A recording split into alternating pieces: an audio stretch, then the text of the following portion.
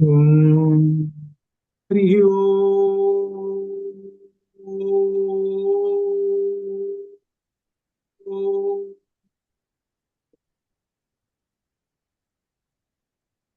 గురు బ్రహ్మ గురు విష్ణు గురు దేవో మహేశ్వర గురు సాక్షాత్ పరం బ్రహ్మ తస్మై శ్రీ గురవే నమః. జ్ఞానానందమయం దేవ నిర్మల స్ఫటికాకృతిం ఆధారం సర్వ విద్యానాం హయగ్రీవముపాస్మహే. శృతి స్మృతి పురాణానాం ఆలయం కరుణాలయం నమామి భగవత్పాదం శంకరం లోకశంకరం. నమామి భగవత్పాదం శంకరం లోకశంకరం. పురదిందు వికాసమందహాసాం పురదిందీవరలోచనాభిరామాం అరవింద సమాన సుందరాస్యాం అరవిందాసన సుందరీ ఉపాసే. శారదా శారదాం భోజవదనావదనాంబుజే సర్వదా సర్వదా అస్మాకం సన్నిధిం క్రియాతు. యా కుందేందు తుషారహార ధవళా యా శుభ్రవస్త్రావృతా యా వీణావరదండ మండితకరా యా శ్వేత పద్మాసనా యా బ్రహ్మాచ్యుత శంకర ప్రవృత్తిర్దేవై సదా పూజితా సా మాం పాతు సరస్వతీ భగవతి నిశ్శేషజాడ్యాపహా. శరజ్యోత్స్నా శుద్ధాం శశియుతజటాచూటమకుటాం వరత్రాసత్రాణస్ఫటికగుటికాం పుస్తకకరాం సకృన్నత్వా నత్వా కథమివ సతాం సన్నిధదతే మధుక్షీరద్రాక్షా మధురిమధురీణా ఫణితయః. పరబ్రహ్మణే నమః. ఛాందోగ్య ఉపనిషత్తును అధ్యయనం చేస్తూ సామవేదాంతర్గత ఛాందోగ్య ఉపనిషత్తు.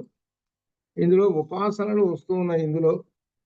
దీనిలో ఋతు ఉపాసన అనేటువంటిది కూడా అయిపోయింది. జల ఉపాసన, వృష్టి ఉపాసన అని అనగా దీనికి సంబంధించినటువంటి మంత్రాలు ఛాందోగ్యంలో ఉంటాయి. అవి పఠించటం అనమాట. ఆ పఠిస్తే ఇవి సంభవిస్తాయి అని అర్థం. ఋతు సామోపాసనలో కూడా ఇక్కడ విశేషం ఏంటంటే 5 ఋతువులే చెప్పాడు. మనకు మాత్రం 6 ఋతువులు కానీ, మనకు శంకరులు కూడా 6 ఋతువులు కానీ ఇచ్చాడు. తర్వాత 6 ఋతువులు కానీ ఉన్నాయి. అయితే ఇక్కడ విశేషం ఏంటంటే 5 ఋతువులే ఇక్కడ ఏంటనమాట. ఏ కాలం ఇది? వేదకాలం. ఈ వేదకాలంలో 5 ఋతువులుగానే భావించాలి అనేటువంటి అర్థం. మరలా ఇటువంటి ఉపనిషత్తులు ఏదైనా కానీ ఎక్కడైనా 6వ ఋతువు ఎక్కడైనా చెప్పండిదా అనేటువంటిది ఏదైనా సందర్భంలో మనం అన్వేషిస్తే గానీ అప్పుడు తేడాది. ఎందుకనంటే ఒక్కొక్క దేశంలో ఇప్పుడు మన దేశంలో 6 ఋతువులు ఉన్నాయి. మన దేశంలో అమెరికాలో 6 ఋతువులు లేవు కదా, 4 ఋతువులే ఉన్నాయి. దానిలో వర్ష ఋతువు లేదు. అమెరికాలో వర్ష ఋతువు లేదు ముఖ్యంగా. అట్లనే అమెరికాలో లేనటువంటి శరద్ ఋతువు అది లేదు అమెరికాలో. ఉదాహరణ అంటే అర్థం ఏమిటనమాట, మనకు సప్తద్వీపాలు ఉన్నాయి కదా, సప్తద్వీపాలు జంబూ ద్వీపం వాటిలో ఒకటి, జంబూ ద్వీపం ఒకటి. అమెరికా అనేది క్రౌంచ ద్వీపం ఇది. ఇట్లా అనమాట. ఇటువంటి వాటిల్లో ఆ వాతావరణ పరిస్థితులు తగ్గట్టుగా అట్లా ఉండొచ్చు. కాబట్టి ఇక్కడ మరి ఉండేటువంటి దానికి మనకు ఒక సందేహం వస్తుంది అనమాట. ఏంటంటే ఈ ఛాందోగ్యోపనిషత్తు అనేటువంటిది ఎక్కడి నుంచి వచ్చింది? వేదము. ఆ వేదాలు ఎక్కడి నుంచి వచ్చినవి, ఎక్కడి నుంచి పుట్టినవి ఏమిటని ప్రశ్న వేసుకుంటే చాలా దూరం వెళ్ళిపోతుంది. అందువలన వేదకాలంలో మనం 5 ఋతువులే ఉన్నాయి అనే భావించుకోవాలి. ఇది అర్థం. అని అట్లా అనమాట. కాబట్టి దీనికి ప్రశ్నకి సమాధానము అన్వేషణలో కానీ చిక్కదు. ఎందుకు లేదు అనేటువంటి ప్రశ్నకి ఎందుకు లేదు అనేటువంటిది అంతవరకే కానీ అక్కడ 5 వరకే చెబుతున్నాడు ఈయన. 5 ఋతువుల వరకే చెప్పి ఇంకొక విశేషం కూడా ఉన్నది. 5 ఋతువులు చెబుతున్నాడు అంటే విశేషము తర్వాత కూడా రాశాను నేను. ఏమిటంటే ఇప్పుడు ఈ రామాయణ కాలంలో ఆ రామాయణ కాలంలో మనం 10 నెలలే సంవత్సరం. 10 నెలలే సంవత్సరం. అది ఇప్పుడు మనకు 12 నెలలు అట్లా. అలానే సంవత్సరాది అనేది మనకి ఇప్పుడు చైత్ర నుంచి బిగినవుతుంది. ఆ రామాయణ కాలంలో అప్పుడు అట్లా కాదు. అదేంటంటే ఆశ్వీజం నుంచి బిగినవుతుంది. అట్లా అనమాట. అట్లా అంటే ఏంటంటే ప్రాచీన కాలంలో ఎప్పుడు వేల సంవత్సరాల క్రితం కొన్ని అక్కడ ఉన్నటువంటి వాటి క్రమక్రమంగా మార్పులు చెందుతూ వస్తున్నాయి. ఈ పురాణ యుగం దీన్ని అంటారు. ఇది పురాణ యుగం. ఇదంతా పురాణాలు ప్రసిద్ధి యుగం అనమాట దీనికి. అంతేగాని రామాయణ కాలంలోను భారత కాలంలోను ఎటువంటి పురాణ ప్రసిద్ధమైనటువంటి కాదు. అక్కడ మనకిప్పుడు పురాణాలు వచ్చాయి అనమాట. ఈ పురాణాల్లో దీని ప్రకారంగా ఎక్కడన్నా ఈ సందర్భాన్ని బట్టి చూసుకోవటం అంతే. కాబట్టి వేదకాలంలో 5 ఋతువులే అనేటువంటి భావించుకోవాలి. అయితే ప్రస్తుత కాలం కలియుగంలో మాత్రం 6 ఋతువులు కింద మనం శంకర్లు మొన్నటి వాడే కాబట్టి 6 ఋతువుల కిందనే చెప్పుకోవాలి ఇది. సరే, ఇప్పుడు ఇంతకు ఏం చేయాలి, ఋతు సామోపాసనలో చెప్పేది ఏంటంటే ఇందులో ఋతువులు, ఆ 5 ఋతువులు, ఈ 5 ఋతువుల్లో ఈ చివరి ఋతువు హేమంత ఋతువు చెప్పాడనమాట. అనగా ప్రారంభం నుంచి హేమంత ఋతువుతోటి నిధనము పూర్తి అవుతుంటుంది అని అర్థం అనమాట. పూర్తి అయ్యేదాన్ని నిధనము అని చెప్పాడు. ఇక్కడ కొన్ని సాంకేతిక పదాలతోటి 5 సాంకేతిక పదాలతోటి చెబుతున్నాడు. ఇంకారము, ఇట్లా ఈ విధంగా ఇవి సాంకేతిక పదాలు. ఈ 5 స్టేజెస్ ఉన్నాయి. చివరిది 5వది ఏంటి అంటే దానిలో లీనమైపోతుంది అంటే దానికి సంబంధించినటువంటివి అనే అర్థంలో చెబుతుంటాడు ఇవి. అయితే ఇక్కడ ఇవాళ ప్రారంభమయ్యే దానిలో పశు సామ ఉపాసన, పశువులు, పశు సమృద్ధి. మానవుడికి కేవలం తన ఒక్కడే కాదు, పశువులు లేకపోతే తన యొక్క జీవితము సాగదు. కాబట్టి పశువులు ఉండాలి. ఆ పశువుల గురించి చెబుతున్నాడు. ద్వితీయాధ్యాయస్య షష్ఠఖండ పశు సామ ఉపాసన. పశుషు పంచవిధం సామ ఉపాసీత అని చెప్పి అజా తాజా అని ఉంటుంది. కొంతమంది తెలియక ఆ ఎడంగా తాజా అని చదువుతారు. ఈ తాజా అనేటప్పుడు దానికి వేరే జాగ్రత్తగా చూసుకోవాలి. ఎందుకంటే పశుషు పంచవిధం సామ ఉపాసీత, తర్వాత ప్లస్ అనమాట, సమదర్శింది అజా, అదే అనమాట. అజా హింకార, అజా ఏమో హింకార. తర్వాత అవయ ప్రస్తావ, గావక ఉద్గీత, అశ్వాహ ప్రతీహార, పురుష నిధనం. నిధనం అనేది ఏమిటి అసలు అర్థం అంటే మరణము అని అర్థంలో నిధనం చెబుతారు అనే అర్థం. అయితే ఇక్కడ అర్థం ఏంటంటే ఆశ్రయము లేక లయం కావటము అని అర్థం. ఏమిటి ఇవన్నీ ఎవరిలో లయమైపోతాయి అని అంటే పురుషుడిలో లయం అయిపోతాయి. పురుషుడు అనే మాటకు అర్థం ఏంటంటే ఇక్కడ మనిషి అని అర్థం. ఇక్కడ ఈ మనిషికి ఇవి కావాలి, ఈ పశు సంపద కావాలి. ఆ పశు సంపద ఏమిటి అన్నట్టు మొట్టమొదటి చెబుతున్నది దీనిలో అజా అంటే మేకలు. తర్వాత అదేమో హింకారం అనేటువంటి దానికి సాంకేతికంలో. తర్వాత దానికి ప్రస్తావమేమో అవయహ అంటే గొర్రెలు, ఇదనమాట. తర్వాత గావహ ఉద్గీత, గావహ అంటే ఆవులు, అవేమో ఉద్గీత దానికి. తర్వాత అశ్వాహ ప్రతిహార, అశ్వాహ గుర్రాలు కావాలి, ఈ గుర్రాలు ప్రతిహార. ఇవన్నీ ఎవరికి కావాలి? మనిషికి కావాలి. ఈ మనిషికి కావాలి అని అంటే ఇవి ఎవరు ఇస్తారు? ఆ పరమాత్మ ఇస్తాడు. ఆ ఇస్తే ఈ పురుషుడు మానవుడు అనుభవిస్తాడు. అనగా ఈ 4 వచ్చి ఈ పురుషుడిలో నిధనం అయిపోతాయి, లయం అయిపోతాయి. అనగా పురుషుల్లోకి లయం అయిపోతాయి. మేకలు కానీ, గొర్రెలు కానీ, గుర్రం కానీ ఇవన్నీ కూడా ఈ పురుషుల్లోనే లయం అయిపోతాయి, ఈ మనిషిలోనే లయం అయిపోతాయి. ఈ మనిషికి సంబంధించినటువంటివేమో ఇవన్నీ. మనిషి అనేవాడు లేకపోతే ఇవన్నీ ఉండవు, ఇవన్నీ అసలు ఉండవు. ఇవన్నీ ఉన్నాయి కాబట్టి మనిషిని పెట్టాడు. ఇదే మనకి పురుష సూక్తంలో వస్తుంది. పురుష సూక్తంలో చివరికి పురుషుడు వస్తాడు, మనిషిని సృష్టిస్తాడు అనమాట. ఇవన్నీ సృష్టించిన తర్వాత మనిషిని సృష్టిస్తాడు. ఇవన్నీ కూడా మనిషికి ఆశ్చర్యమైనటువంటివి అని చెప్పడం. ఈ విషయం మనకి ఎక్కడ వస్తున్నది? మనకి ఈ మంత్రాలు చదివితే గొర్రెలు, మేకలు, ఆవులు, గుర్రాలు ఇవన్నీ కూడా పశువులు మనకు వస్తాయి. ఇవన్నీ మనం సాధు జంతువులు మనం మేపుకుండేటువంటివి, ఉపయోగపడేటువంటివి, మనకి ఈ ఉపయోగపడేటువంటివి ఈ మంత్రాల వల్ల వస్తాయి. మంత్రాలు పశు సంపద వస్తుంది. ఈ విషయం మనకి వేరే వేదంలో ఎక్కడుంది అనేటువంటిది ఇక్కడ ఒక విశేషం. ఈ విశేషం ఏమిటంటే ఇది శ్రీ సూక్తం చూసారు. శ్రీ సూక్తం, ఈ శ్రీ సూక్తంలో ఫలశ్రుతిలో 5వ మంత్రం, 4వ మంత్రం. ఫలశ్రుతిలో ఇది ఇక్కడ 4వ మంత్రం, ఫలశ్రుతిలో 4వ మంత్రంలో ఉంది. ఇది ఇక్కడ మనకు అనుసంధానం జాగ్రత్తగా చూసుకుంటే తెలుస్తుంది. ఇది వేదం, ఇది శ్రీ సూక్తం వేదం. వేద మంత్రంలో ఉన్న విషయాన్ని, ఆ భావాన్ని తీసుకొచ్చి ఇక్కడ తీసుకొచ్చి పెట్టాడు. ఏమిటి ఈ మంత్రం యొక్క ఏమిటి దీనిలో అంటే శ్రీ సూక్త ఫలశ్రుతిలో పుత్ర పౌత్ర ధనం ధాన్యం. ఇక్కడ విశేషంగా పుత్ర పౌత్ర కూడా కలిపాడు. వీళ్ళందరూ కూడా ఆ మనిషికి అటాచ్ అయ్యి ఉండేటువంటి వాళ్ళే కదా. దీనిలో శ్రీ సూక్తుల్లో అవి కూడా ఉన్నాయి. పుత్ర పౌత్ర ధనం ధాన్యం హస్తి అస్తి అశ్వ అజ గో. గో అంటే ఆవులు. తర్వాత అదే కాదండి, ఇంకా రథాలు కూడా. అంటే మనిషికి ఆ కాలంలో ఇవన్నీ కావాలి. హస్తి ఏనుగు కావాలి, అశ్వ గుర్రాలు కావాలి, అజ మేకలు గొర్రెలు, అజలలో మేకలు గొర్రెలు వస్తాయి. తర్వాత గో అంటేనే పశువులు. అయిపోయిన తర్వాత రథాలు కావాలి. ఇవన్నీ ఉంటేనే కానీ ఆ మానవ జీవితం నడవదు. కాబట్టి ఈ మానవ జీవితాన్ని అమ్మవారు శ్రీ సూక్తంలో మహాలక్ష్మి అమ్మవారు వారికి సమర్పణ ఇస్తుంటుంది, ప్రసాదిస్తుంటుంది అని అర్థం. శ్రీ సూక్తంలో అట్లా ఆ విధంగా ఉంటుంది. ఆ శ్రీ సూక్త మంత్రాలను జపిస్తే ఇవి సిద్ధిస్తాయి అని. వీటిల్లో రథం, ప్రతివాడికి రథం.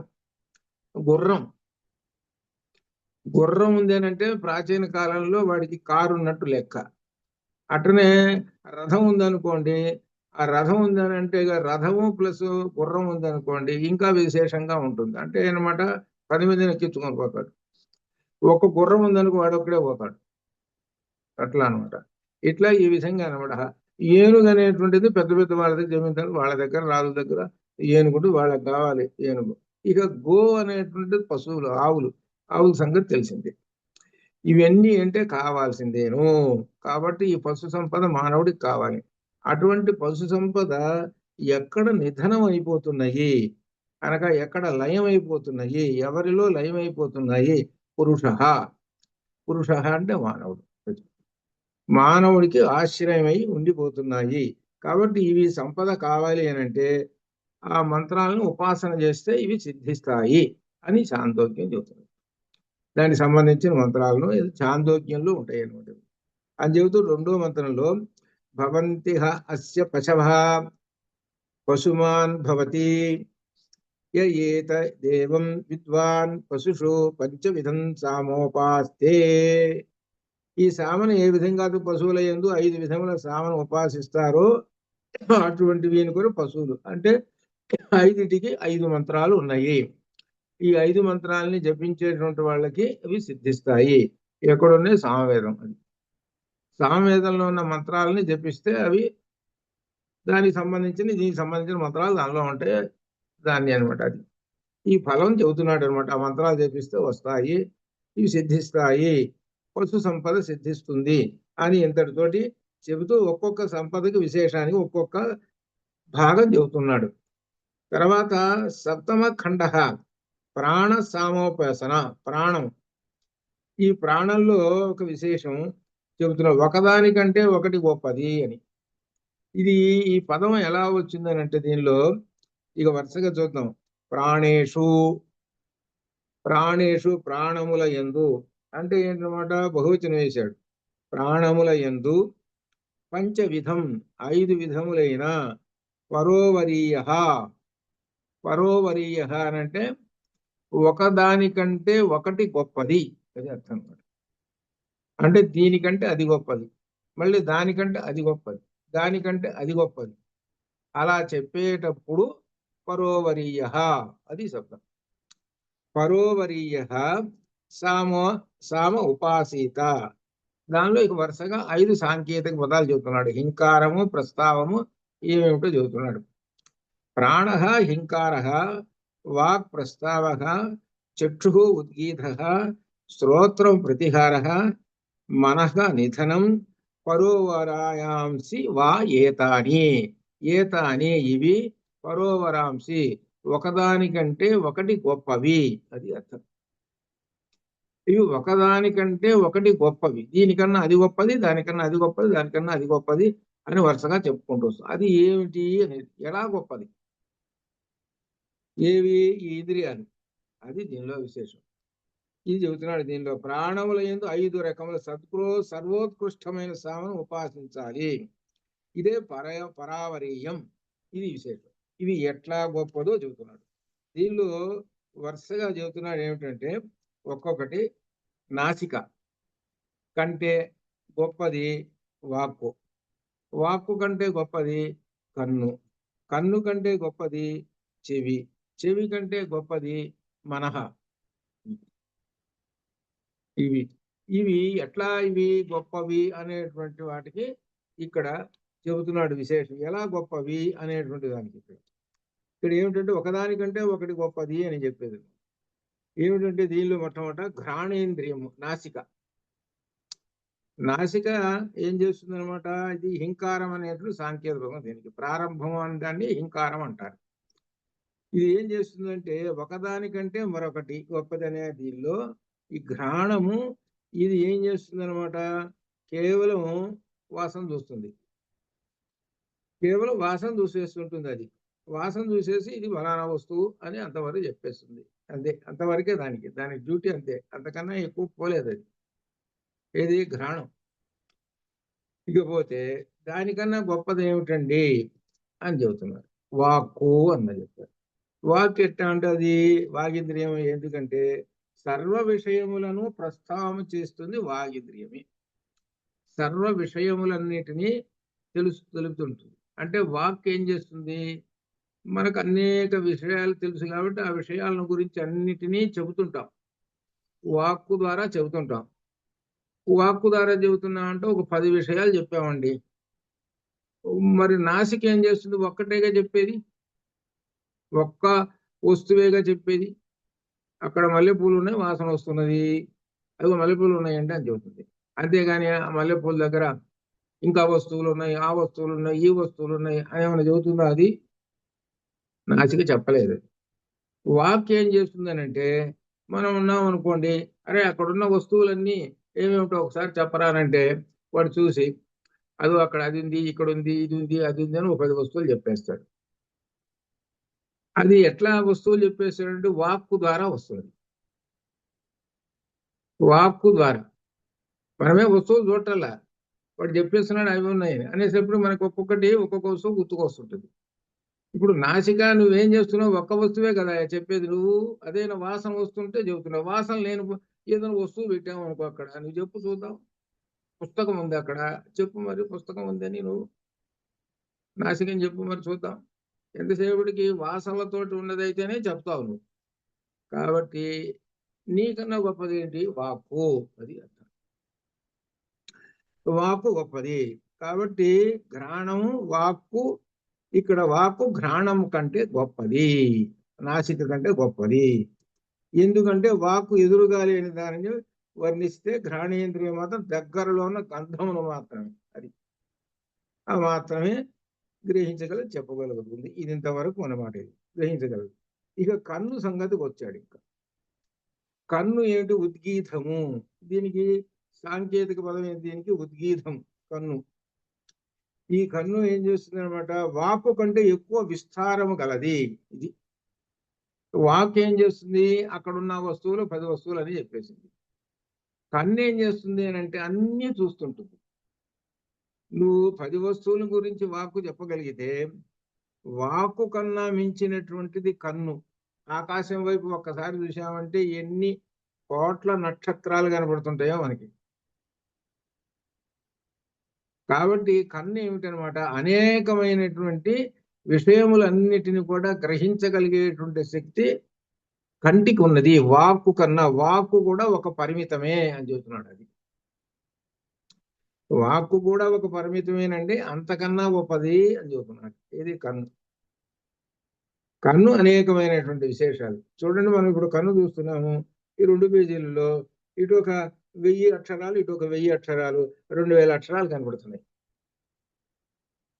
2000 అక్షరాలు కనబడుతుంది. ఈ విధంగా చూసుకుంటూ పోతే కన్ను ఎంతటి విషయాన్ని తీసుకొస్తున్నది. కాబట్టి నీవు వాక్కు కన్నా కన్ను గొప్పది అని అంటాడు. అది కన్ను ఉద్గీతము, కన్ను ఉద్గీతం వాక్కు కంటే ఎక్కువ విస్తారం గల విషయాన్ని తీసుకుంటుంది. కాబట్టి కన్ను కనుక ఆ వాక్కు కంటే గొప్పది అని చెప్పింది. ఇకపోతే ఇంక విశేషం శ్రోత్రేంద్రియం. శ్రోత్రం అంటే చెవు. ఇప్పుడు కంటి కన్నా గొప్పది ఏమిటి అంటే చెవు దగ్గరకు వచ్చేసాడు. ఏమిటి, కన్ను ఏం చేస్తుంది, అన్ని చూసి అదండి ఇది. ఆ కన్ను కూడా ఏంటి, ఇటు ఎదురుగా ఉంటేనే కదా చూసేది వాడు. వెనకున్న ఏం చూస్తాడు వాడు? వెనక ఎవడున్నాడో సంగతి వీడికి ఏం తెలుస్తుంది? ఎంతసేపటికి ముందు ఉంటే అప్పుడు తెలుస్తుంది. అంతే కదా, మరి వెనకున్న వాడి సంగతి ఏం తెలుసు? తెలియదు కదా. శ్రోత్రం ఏం చేస్తుంది? చెవు 10 దిక్కుల దాని పవర్ ఉంటుంది. 10 దిక్కుల దానికి పవర్ ఉంటుంది. 10 దిక్కుల నుంచి వచ్చేటువంటి ఆ వాక్కులన్నిటినీ 2 చెవులు లాక్కుంటాయి. ఈ 2 చెవులు లాక్కొని నువ్వు కంటితోటి చూస్తే కొన్ని వరకు చూసావు, ఒక ఒక 1000 ఎన్నో చూసావు అనుకో. ఈ చెవు ద్వారా చెప్పేటప్పటికి వినేటప్పటికి ఎన్నో చెప్పలేము. ఇప్పుడు మనం ఇది భగవద్గీత చదువుతున్నారు, 700 శ్లోకాలు అప్పచెబుతున్నారు, అందరు చకాచకా చెప్పేస్తున్నారు. అప్పుడు ఏం పని చేస్తున్నాయండి? చెవులు పనిచేస్తున్నాయి. కళ్ళు పనిచేయటంలా, చెవులు పనిచేస్తున్నాయి. చెవులు ఎట్లా పనిచేస్తున్నాయి అని అంటే, అక్కడ కూర్చున్నా, నువ్వు కూర్చున్నది ఎక్కడండి? వాళ్ళ ఎదురుగా కూర్చున్నావా? నువ్వు కూర్చోలేదుగా, నువ్వు ఎక్కడో చివరినో మూలలో కూర్చున్నావు. ఇప్పుడు చెవులు ఏం చేస్తున్నాయి? మొత్తం లాగేస్తున్నాయి కదా, 10 దిక్కుల నుంచి అన్ని లాగేస్తున్నాయి కదా. కాబట్టి కంటి కన్నా గొప్పది చెవు అని అనమాట. ఇది అని చెబుతున్నాడు. శ్రోత్రేంద్రియం అన్ని వైపుల శబ్దములను లాగేస్తుంటుంది, అది అర్థమాట. కాబట్టి ఇది ప్రతిహారము, ఇది చెబుతున్నాడు. సరే, అయిందండి ఇంతవరకు. ఇన్ని విశేషాలు చెప్పుకుంటూ చూస్తున్నారు. చివరికి ఇక మనస్సు దగ్గరకు వచ్చాడు. మనస్సు ఏమిటి అని అంటే వీటన్నిటినీ చూడగలుగుతుంది. చివరికి మనస్సు నిధనము. నిధనము అనేటువంటి దానికి అర్థం ఏంటంటే లయం అయిపోతాయి. మనస్సు హెడ్. దీనిలో ఈ ముందు వచ్చినటువంటి ఘ్రాణము, వాక్కు, ఇవన్నీ ఉన్నాయి. ఇవన్నీ దేనిలో లయమైపోతాయి? మనస్సులో లయమైపోతాయి. అంటే ఘ్రాణం ఏం చేస్తుంది? వాసన చూసి ఆ మనస్సుకి పంపిస్తుంది. మనస్సు అంటుంది, ఆ మల్లెపువ్వు ఉంది అక్కడ అని. వాక్కు ఏం చేస్తుంది? మొత్తం వాక్కు అన్ని కూడా అంటుంటుంది కదా. అంటే ఏంటి? మనస్సు నుంచి కదా వచ్చేది, అవి ఇవి ఇవి అనేటువంటివి. అది అట్లా అన్నిటివి కూడా అధిష్టాన దేవత మనస్సు. కాబట్టి మనస్సులో ఈ 5 లయం అయిపోతాయి. ఒక రంగా చెప్పాలంటే ఈ మనస్సు వీటన్నిటి కూడా హెడ్. అన్ని మనస్సులోనే లయం. మనస్సు అనేటువంటి వాడే గొప్ప విశేషం. అందుకనే మనస్సు యొక్క గొప్పతనం భగవద్గీతలో 6వ అధ్యాయం. అది భగవద్గీతలో 6వ అధ్యాయం ఏమిటి అని అంటే ఆత్మ సంయమ యోగం. అది ఆత్మ అనే దానికి అర్థం మనస్సు, బుద్ధి, 2 అర్థాలు ఉన్నాయి. మనస్సుని సంయమనము చేయటం అంటే ఏకాగ్రత చేయటం. మనస్సుని ఏకాగ్రత చేస్తూ ఉంటుంటే ఇవన్నీ కూడా పరోవరే ఒకదానికంటే ఒకటి గొప్పవి ఏం చేస్తాయి? విషయములన్నిటిని కూడా అవి మనస్సుకి పంపించేస్తాయి. ఒక్కొక్కటి ఒక్కొక్క డ్యూటీ చేసేస్తున్నాయి మన ఇంద్రియములు అని చెబుతున్నాడు. కాబట్టి ఈ ఇంద్రియములతోటి మేము మనస్సు పనిచేస్తూ ఆ మనస్సు చివరికి బుద్ధిలో లయమైపోయి బుద్ధి ఆత్మలో లయమవుతుంటుంది. ఇది విశేషం. ఇది దీని ద్వారా ఇట్లా అనమాట. ఈ విశేషాన్ని మనకి ఈ విధంగా జ్ఞానాన్ని మనం సంపాదించడం అన్నమాట ఈ ఇంద్రియముల ద్వారా. ఇది విశేషం. అందుకని ప్రాణ ఇంద్రియ సామ ఉపాసన. ప్రాణ అంటే ఇంద్రియములు అని అర్థం. మనకి ఇంద్రియాలు ఉన్నాయి. ఇంద్రియాలు ఇంతవరకు చెప్పారు. ఈ ఇంద్రియాల గురించి చెప్పాడు. ఇట్లా ఇది చెప్పిన తర్వాత ఇక ఒకదానికంటే ఒకటి గొప్పది అనేటువంటి విషయానికి ఒక పదం వేశాడు. ఏమిటది? పరోవరీయ. అది దీన్ని సంస్కృత వ్యాకరణం చదువుకుంటుంటే అప్పుడు వస్తుంది, ఒక పరిభాష వస్తుంది అనమాట సంస్కృత వ్యాకరణంలో. ఏమిటి? పరనిత్యాంతరంగా అపవాదాన ఉత్తరోత్తరం బలీయ. పరనిత్యాంతరంగాపవాదాన ఉత్తరోత్తరం బలీయ అని చెబుతాడు. ముందు ఒక సూత్రం చెబుతాడు, తర్వాత ఇంకో సూత్రం చెబుతాడు. దానికన్నా ఇది ఎక్కువ పవరు, ఇది ఎక్కువ, దాన్ని ఇది ఖండిస్తుంది, దీన్ని ఇది ఖండిస్తుంది. చివరికి ఉత్తరోత్తరం, దీనికంటే అది, దానికంటే దానికని బలీయ, బలవంతమైనటువంటిది దానికి వ్యాకరణంలో వస్తాయి. అట్లనే ఇక్కడ కూడా ఏం చెబుతున్నాడు? ఒకదానికంటే ఒకటి బలమైనటువంటిదండి అని చెబుతున్నాడు. పరోవరీయ అది అనమాట. ఆ పదంతో చెబుతున్నారు అన్నమాట.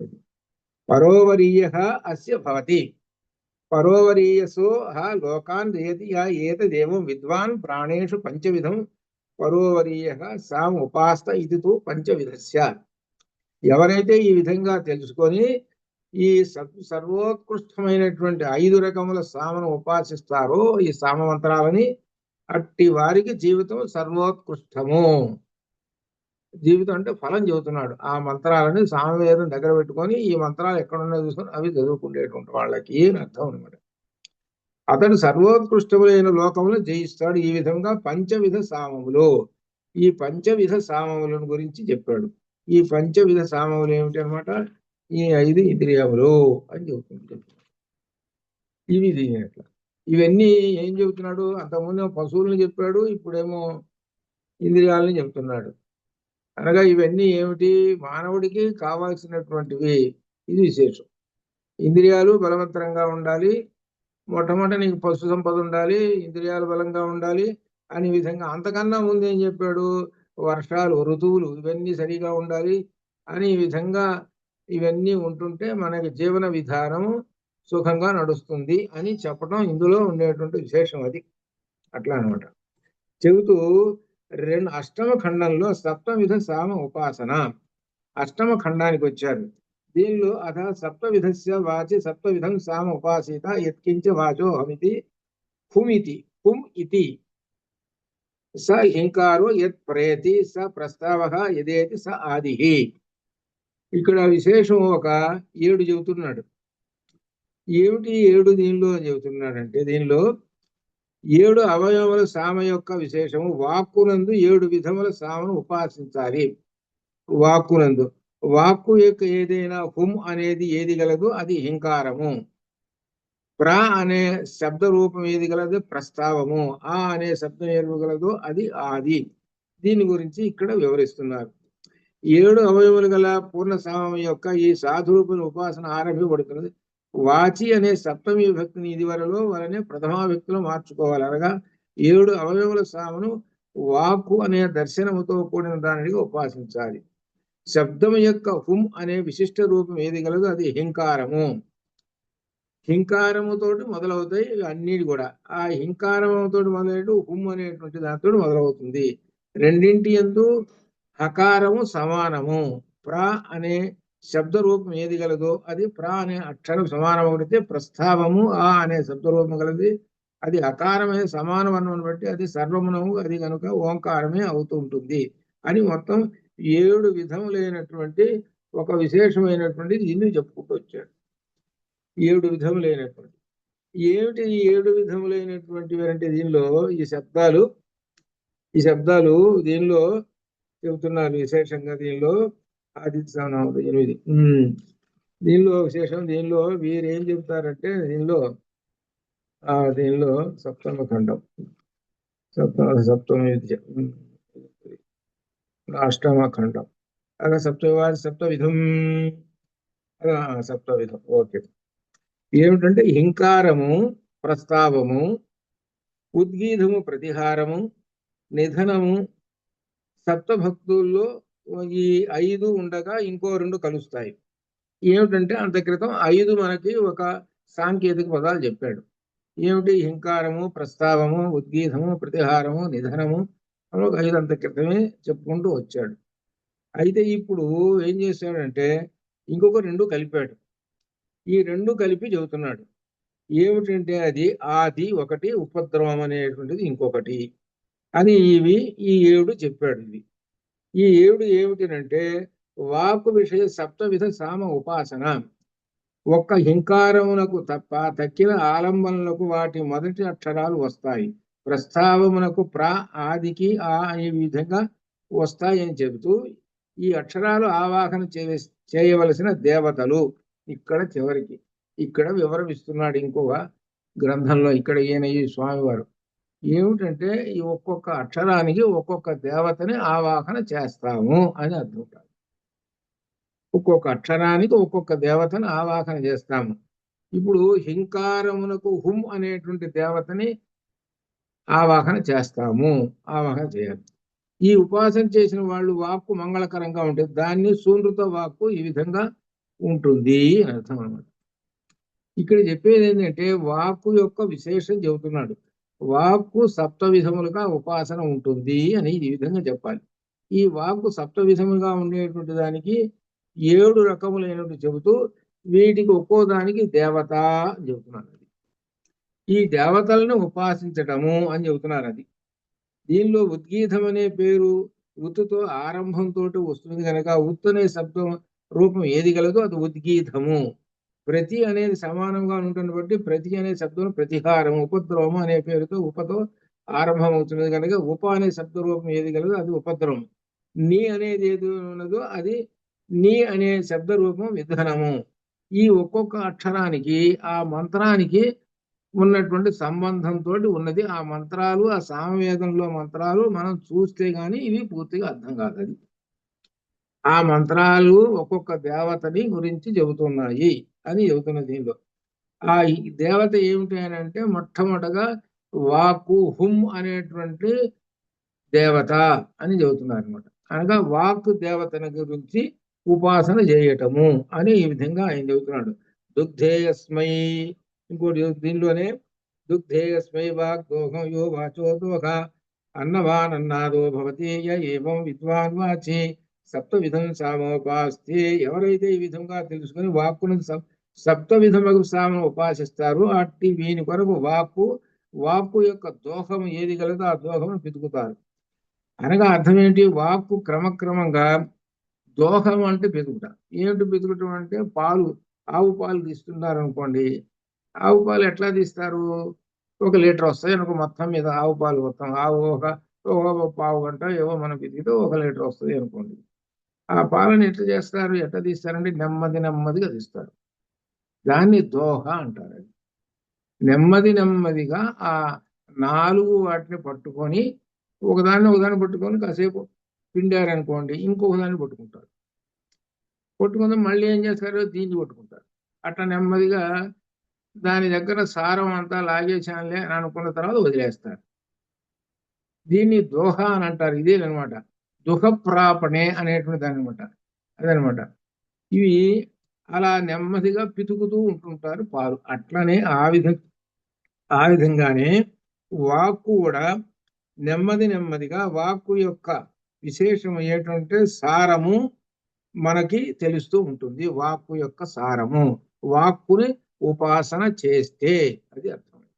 వాక్కును ఉపాసన చేస్తే అప్పుడు అనమాట. ఆ వాక్కును ఉపాసన చేసినటువంటి వాడికి ఫలశ్రుతి ఏమిటి? ఫలము అని అంటే ఆహారం సమృద్ధిగా వస్తుంది, జీర్ణశక్తి గలవాడు అవుతాడు. అనగా అర్థం తినినటువంటి ఆహారం జీర్ణం అవుతుంటుంది. అనగా అర్థం ఏమిటి? ఆరోగ్యానికి సూచకం ఏమిటంటే మొట్టమొదట తినిన అన్నం ఆహారం సక్రమంగా జీర్ణమైతే వాడికి ఆరోగ్యం ఉంది అని లెక్క.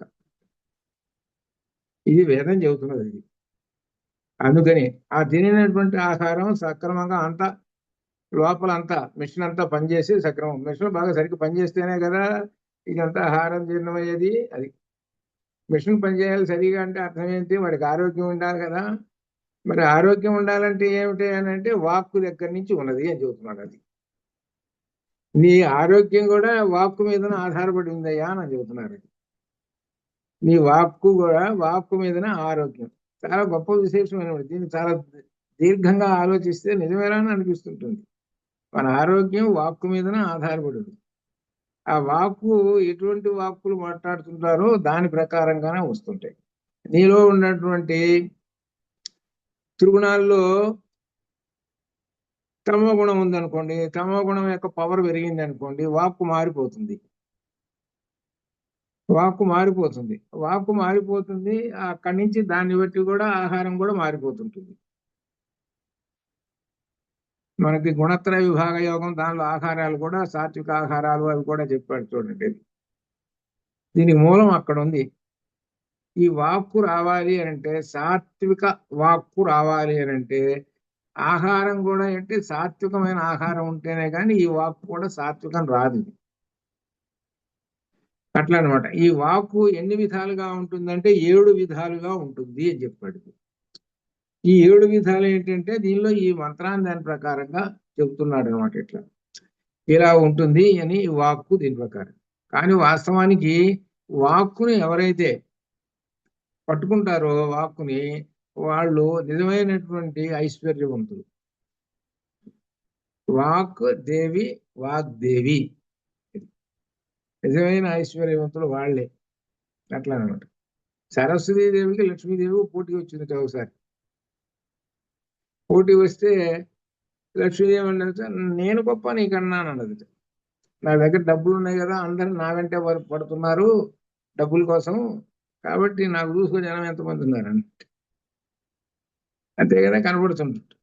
సరస్వతీదేవి అన్నారట, సరే నీకోసం డబ్బుల కోసం ఎగబడుతున్నారు బాగానే ఉంది,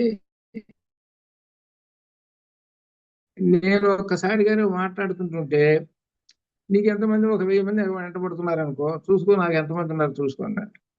ఆ సరస్వతీదేవి బ్రహ్మాండమైనటువంటి దానం చేస్తున్నది. ఈ ఎంతమంది ముగిపోయారు, ఎవరు గొప్ప చూసుకో తెలుసుకో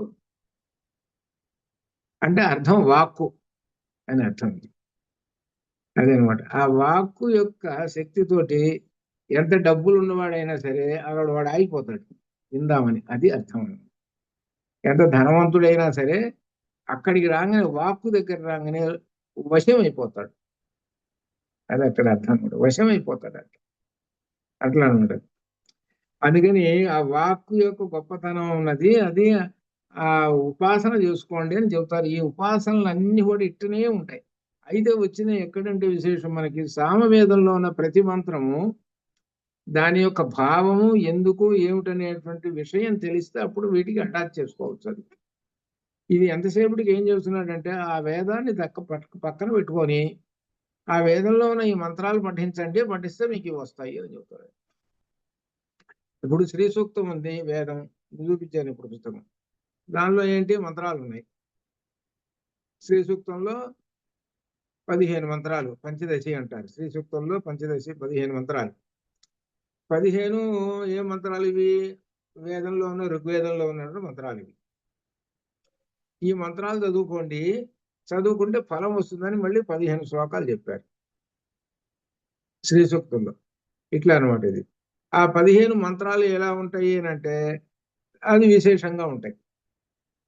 దానిలో ఎక్కువగా ఈ ఉపనిషత్తు, తర్వాత మంత్ర బీజాక్షరాలు, విశేషాలతో కూడి ఉంటాయి ఆ 15 మంత్రాలు. ఆ 15 మంత్రాలతోటి హోమం కూడా చేస్తారు. 15 మంత్రాలతోటి హోమం కూడా చేస్తారు. ఇది నేను కూడా శ్రీ సూక్తం హోమ మంత్రం అనమాట. అట్లా అనమాట ఇది. అట్లా అనమాట.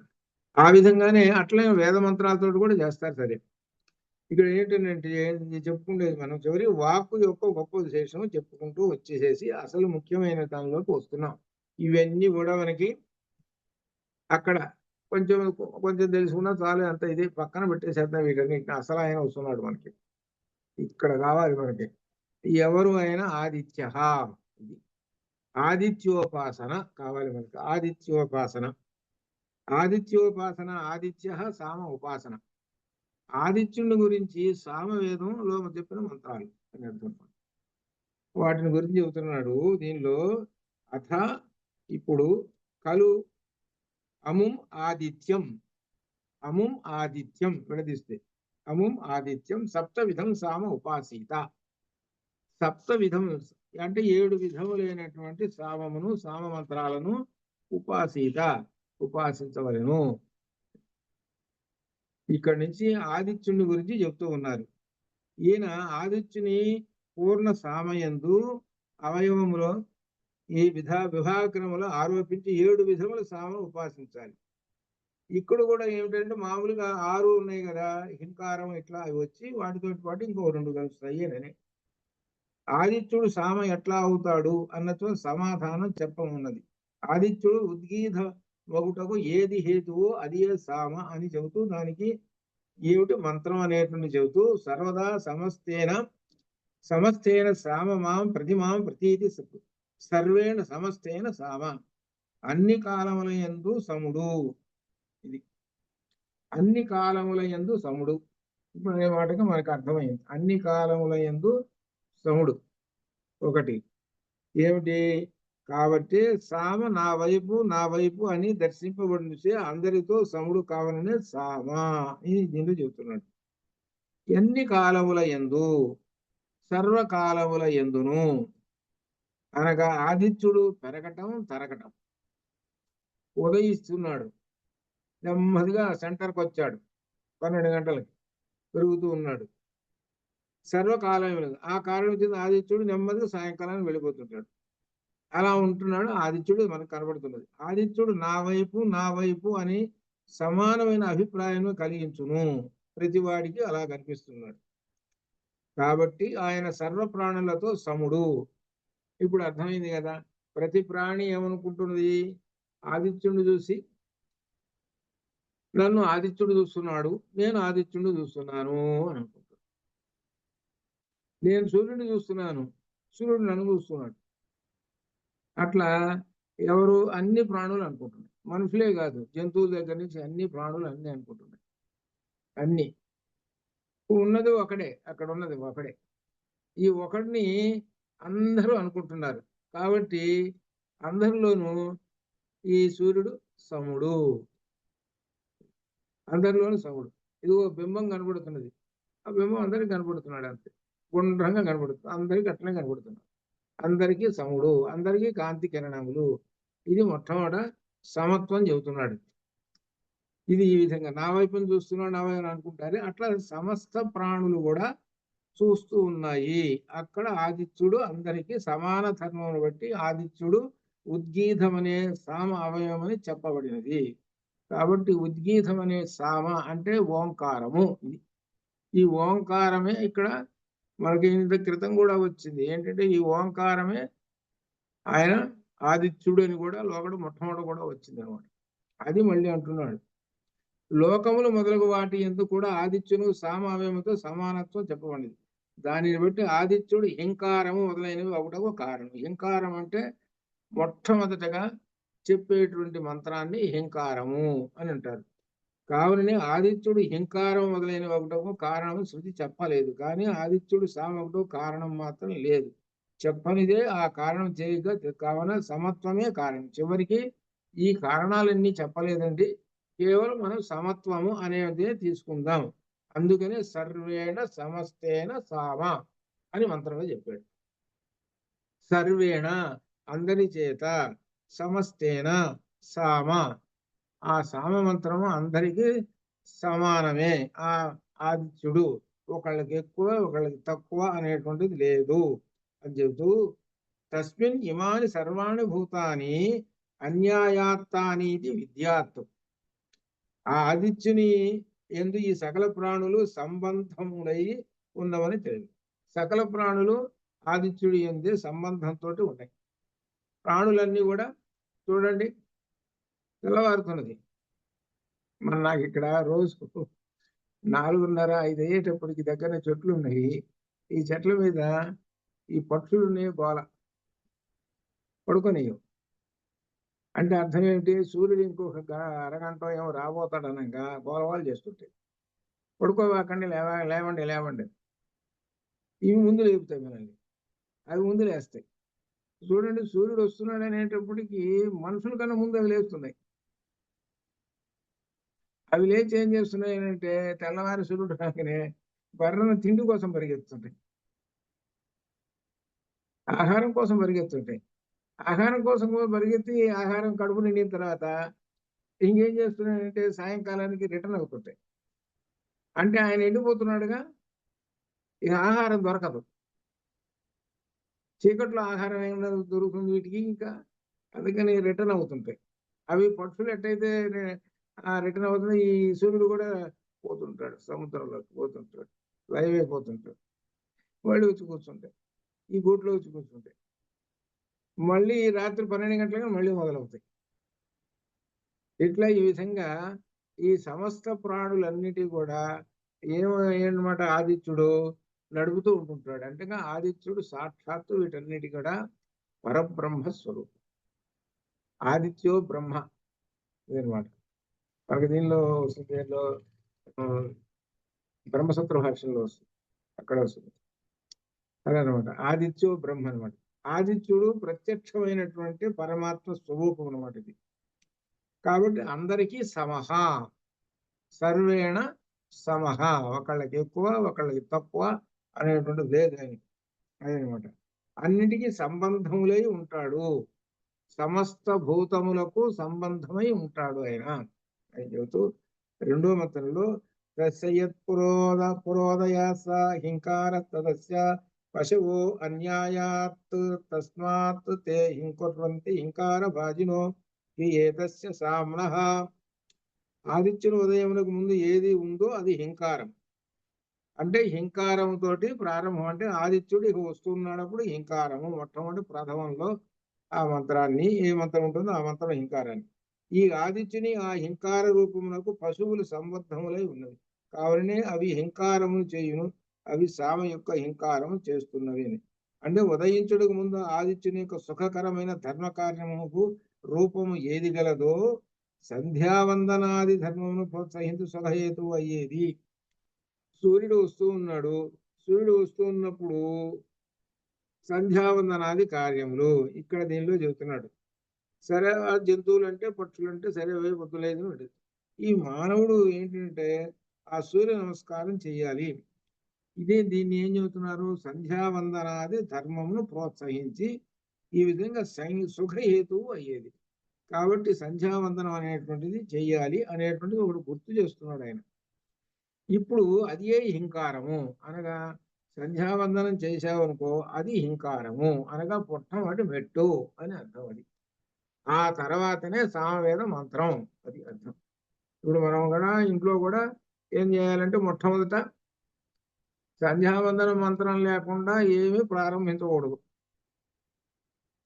బ్రాహ్మణుడు సంధ్యావందన మంత్రం అది కావాలి ముందు. ఆ తర్వాతనే నువ్వు అభిషేకం చేసుకో, పూజలు చేసుకో, నువ్వు ఎక్కడికైనా ఊరికి పో, నువ్వు ఏమైనా చేయగాక. ఇది హింకారం, ఇదే ప్రథమము. ఇది దీంతో ప్రారంభం అవుతుంది. ఈ రోజు ప్రారంభమయ్యేది దాంతో ప్రారంభం అవుతుంది అలా అనమాట. ఇది అని చెబుతూ ఇక్కడ ఆదిత్యుడు హింకార భక్తి రూపమును పొందుటకు కారణమైన సమాన ధర్మము ఈ ప్రాథమ్యము అనగా మొట్టమొదటి ఒకట ఏది? హింకారము. హింకారమే ఆదిత్యుని సేవించటం అనగా సంధ్యావందనాది రూపంలో మనిషి. కాబట్టి మిగిలినటువంటి వాళ్ళండి ఎట్లాంటి అంటే ఆదిత్య హృదయం చదువుతారు, లేక ఆదిత్యకుడు నమస్కారాలు చేస్తారు, లేక సూర్య నమస్కారాలు చేస్తారు. ఒకళ్ళు ఒకటి చేస్తే ఇంకొకళ్ళు ఈక్వల్. అంటే సంధ్యావందనం అంటే గాయత్రి మంత్రానికి అధికారం లేకుండా లేకపోతే మంత్రోపదేశం లేనటువంటి వాళ్ళు ఉంటారు కదా, మిగిలిన తక్కిన వాళ్ళు, వాళ్ళకి సూర్య నమస్కారము, తర్వాత ఇంకా మనకి ఆదిత్య హృదయం, ఇటువంటివి ఇవన్నీ కూడా ఆదిత్య హృదయం కూడా మన వేద మంత్రాలతో సమానమైనటువంటి అంత శక్తివంతమైనది అట్లా అన్నమాట.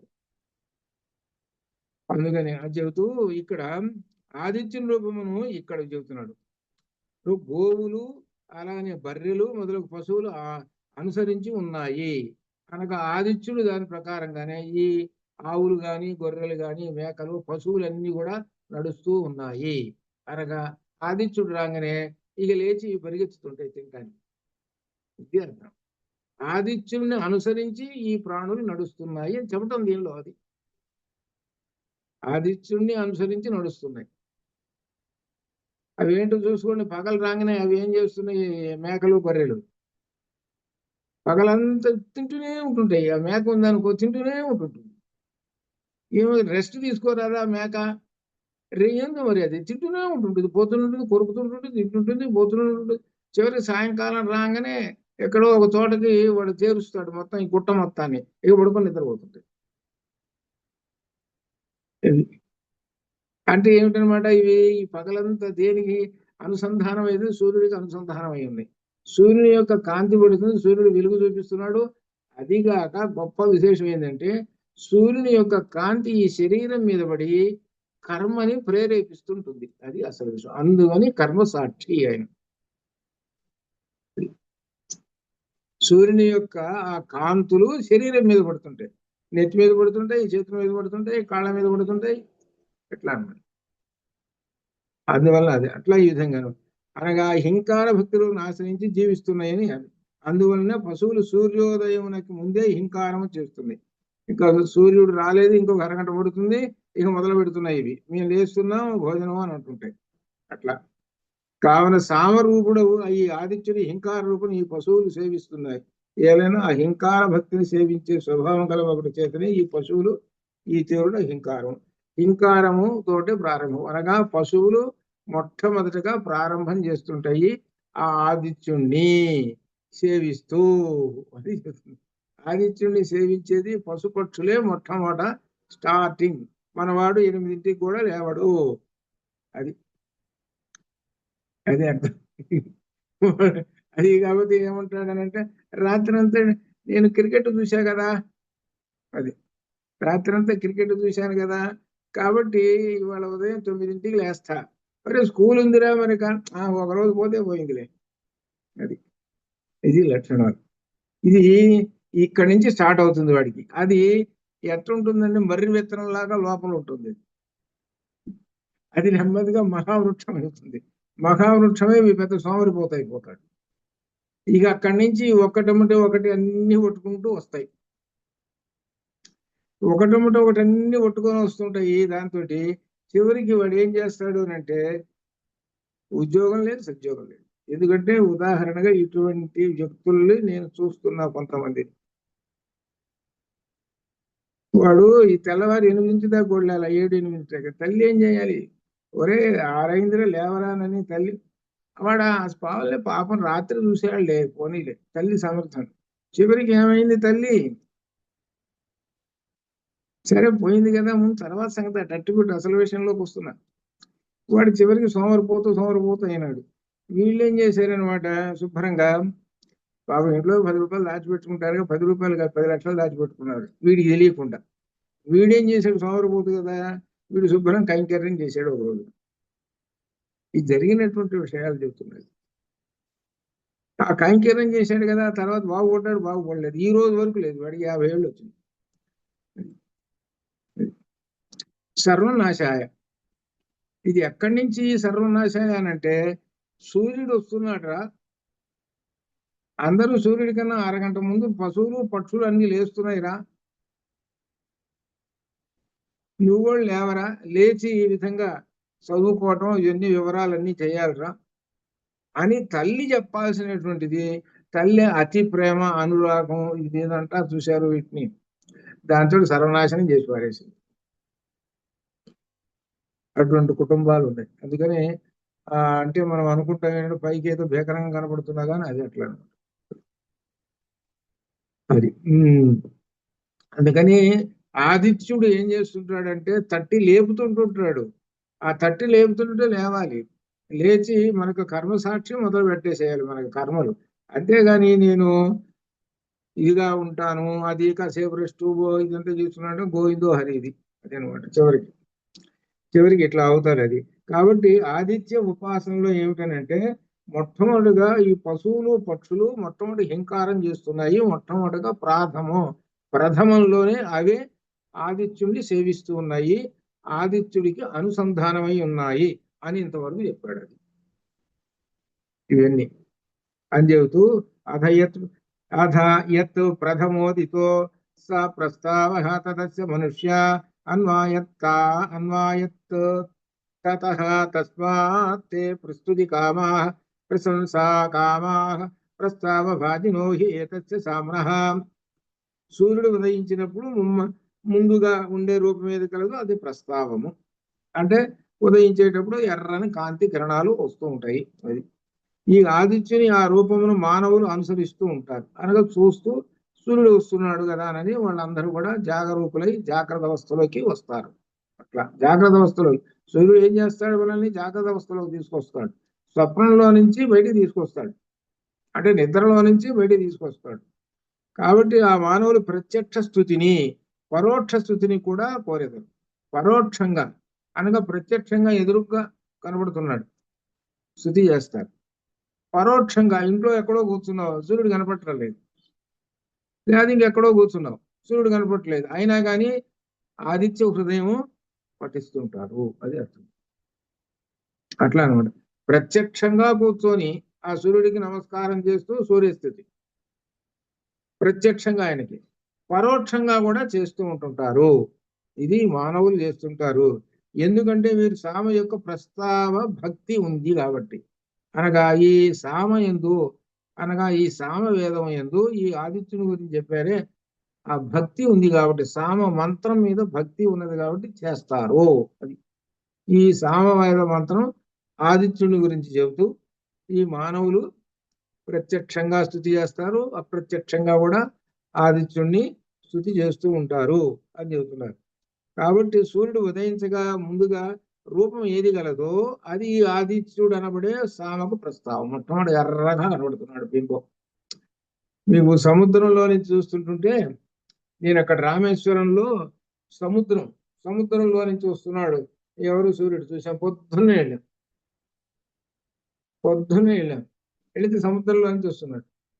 ఈ కాంతులు వస్తుంటుంటే ఆ కాంతులు నీళ్ళ మీద పడుతున్నాయి. ఈ నీళ్లు ఎర్రంగా కనబడుతున్నాయి. సరే, ఇంకొంచెం బింబం కంప్లీట్ గా వచ్చేసింది. బింబం కంప్లీట్ గా వచ్చేసేటప్పటికి రోజు చూసే మనం బింబము ఇంటి దగ్గర ఉండి ఎదురుగా తూర్పు దగ్గర చూసే బింబం కన్నా ఇంకా ఎంతో 5-6 రెట్లు ఎక్కువ కనబడుతుంది. బింబం ఎర్రగా కనబడుతుంది సూర్యబింబం. అప్పుడు అనిపించింది అనమాట, ఓహో దీనిలో ఇంత సైన్స్ ఉన్నది. ఈ సూర్యబింబం యొక్క విశేషం అందుకనే ఆ సూర్యుడు సమస్తమైనటువంటి వాళ్ళందరికీ కూడా ఇంత కారణమైనటువంటి మొట్టమొదటి ప్రారంభంలో ఆయన తన యొక్క రూపాన్ని దర్శనం చూపిస్తున్నాడు. ఇలా 3 రూపములతోటి వస్తాడు. మొట్టమొదటి రూపం చూస్తాము, మధ్య రూపం చూస్తాము. మధ్య రూపం చూడాలంటే పైకి ఎత్తి ఆ కళ్ళు, ఆ శిరస్సు పైకి ఎత్తి చూస్తే చిన్న బింబం కనబడుతుంది, తెల్లగా కనబడుతుంది. 12 గంటలప్పుడు సూర్యుడు తెల్లగా కనబడు, ముందు ఎర్రంగా కనబడేవాడు, తర్వాత తెల్లంగా కనబడుతుంటాడు. ఆ తర్వాత అస్తమిస్తున్నాడు, మళ్ళీ ఎర్రంగా కనబడుతుంటాడు. కాబట్టి ఈ మూడింటికి పేర్లు పెట్టారు. త్రిమూర్త్యాత్మకము, బ్రహ్మ విష్ణు మహేశ్వర యొక్క రూపము అని ఈ విధంగా పెట్టారు. ఇవాళ సంధ్యావందనంలో వస్తాయి అన్నమాట. సంధ్యావందనంలో ప్రధానమైనటువంటి దేవత ఎవరంటే సూర్య. ఆ సూర్యుడిని దీనిలో మంత్రంలో సవిత్రు, అది అదే సవితుర్వరేణ్యం అంటారు. తత సవితృవరేణ్యం, సవితృ అంటే సూర్య. అది ఆ సూర్యుని యొక్క శక్తియే, సవితృ యొక్క శక్తియే సావిత్రి. అది అర్థం. అదనమాట సూర్యులో ఉన్న శక్తి. సరే, ఈ విధంగా చెప్పుకుంటూ పోతుంటే ఇక 4వ మంత్రంలో యత్ సంగ వేలాయ స ఆది తదస్య వయాంసి అన్యాయత్తాని తస్మాత్తాని అంతరిక్షే అనారంభణాన్ యదా యాత్మానం పరిపతంత్యా ఆదిభాజినీః ఏతస్య సామ్నః. సూర్యుడు కిరణములను వ్యాపింపజేసే సమయమునందు సూర్యోదయం నుండి 2 గంటల తర్వాత ఏ రూపం కలదో అది ఆది మొట్టమొదటిది. అంటే 6ంటికి మనకి చంద్రబాబు సూర్యబింబం కనబడితే 8ంటికి ఆది. ఈ సూర్యుడు అంటే మొట్టమొదటిది హింకారము, తర్వాత ఆది. ఈ సూర్యుని రూపమును పక్షులు అనుసరిస్తూ ఉంటాయి. అనగా అర్థము 8 గంటల నుంచి అని అర్థం. అది ఒక ఉదాహరణ అనమాట. ఇది అనుసరిస్తూ కాబట్టి అంతరిక్షంలో ఆలంబనం లేకుండా తమకు తాము చుట్టూ కొనిపోవును. ఎటువంటి ఆలంబనం లేకుండా ఏలైనా ఈ సామ యొక్క ఓంకారము. అంతరిక్షంలో ఎటువంటి ఆలంబనం లేకుండా ఈ పక్షులు వెళ్ళిపోతూ ఉంటుంటాయి అని చెబుతున్నారు. అదే అనగా అంతరిక్షంలో వెళ్ళిపోతూ ఉంటుంటాయి, ఆలంబనం లేకుండా. సూర్య రూపమును పక్షులు అనుసరిస్తూ ఉంటుంటాయి. సూర్యుడు వెళుతూ ఉంటుంటాడు, ఇవి కూడా వెళుతూ ఉంటుంటాయి. ఏ ఆలంబనము లేదు, ఆయనకి ఆలంబనం లేదు, వీటికి ఆలంబనం లేదు. వీటికి ఏంటి, సూర్యుని యొక్క కాంతిని బట్టి సూర్యుని చూసుకుని వీటికి ఇవి కూడా వెళ్ళిపోతుంటాయి ఆకాశంలో అని చెబుతున్నాడు. ఇక్కడ ఒక విశేషం కూడా ఉంది. పక్షిని ఏమంటారనంటే సూర్య అనేటువంటిది కూడా ఒక మాట ఉంది పక్షి అనే దానికి అనమాట. సూర్య అది దీనిలో. ఇప్పుడు హంస ఉందనుకోండి, అది ఒక పక్షి, హంస అనేది. అలానే హంస అనే దానికి అర్థం ఇంకొకటి, సూర్య ఇంకొక అర్థం. అట్లా అనమాట. ఇంకొక విశేషం ఉంది, హంస అనేటువంటిది. మన శరీరంలో ఉండేటువంటి ఆత్మని హంస అంటారు. హంసకి రెండు రెక్కలు ఉంటాయి. ఈ రెండు రెక్కలు అయం దక్షిణ పక్ష, అయం ఉత్తర పక్ష, అయం పుచ్చ అని ఈ విధంగా దానిలో ఇది తైత్తీర్యంలో వస్తుంది. లోపల ఉండేటువంటి ఈ పక్షి ఉన్నది చూశారు, ఈ ఆత్మ అనే పక్షిని వర్ణిస్తాడు. అది తైత్తీర్యంలో వస్తుంది. అట్లా ఈ విధంగా ఈ సూర్య రూపమును పక్షులు అనుసరిస్తూ వెళ్ళిపోతూ ఉంటాయి. ఇవి ఎటువంటి ఆలంబనం లేకుండా అని ఈ విధంగా ఇంకా ఈ సూర్యోదయం ఆదిత్య ఉపాసన గురించి చెబుతూ ఉన్నాడు. ఆ తర్వాత ముఖ్యమైనటువంటి మృత్యు ఉపాసన, అతి మృత్యు ఉపాసన వస్తున్నది. కాబట్టి వీటిని రేపు ఎల్లుండి కూడా మనం కొనసాగిస్తూ దీనిలో ప్రయత్నం చేద్దాము. అంతవరకు శుభం భూయాత్. పూర్ణమదః పూర్ణమిదం పూర్ణాత్ పూర్ణముదచ్యతే పూర్ణస్య పూర్ణమాదాయ పూర్ణమేవావశిష్యతే. అస్తు మా సద్గమయ తమసో మా జ్యోతిర్గమయ మృత్యోర్మా అమృతంగమయ. శాంతి శాంతి శాంతి. శుభం భూయాత్.